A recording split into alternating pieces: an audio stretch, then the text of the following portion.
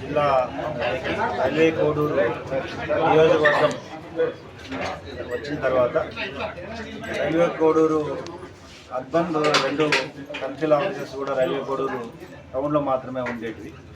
దీని ద్వారా railway Koduru rural ప్రజలు, దూర ప్రాంత ప్రజలు, ముఖ్యంగా పుల్లంపేట, బెంగళూరు, కబుల్వార్పల్లి ప్రజలు మళ్ళీ రైల్వే కోడూరు అర్బన్కి రావాల్సి వచ్చేది ఏదైనా పిటిషన్ ఉన్నప్పుడు సర్కిల్ ఆఫీస్ వెళ్ళడానికి. సో ప్రజల సౌకర్యార్థం ఈరోజు పుల్లంపేట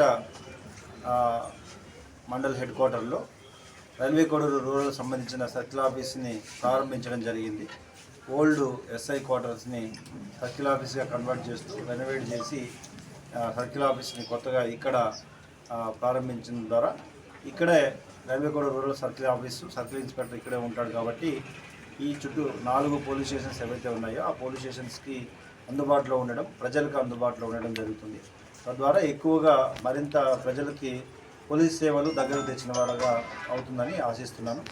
ఈ ఫెసిలిటీ ద్వారా ప్రజలకి ఏదైనా సమస్య ఉన్నప్పుడు పోలీస్ స్టేషన్ నుండి ఇమ్మీడియట్గా సర్కిల్ ఆఫీస్ని అప్రోచ్ అయ్యే అవకాశం, మరింత సౌలభ్యత చేకూరుతుంది.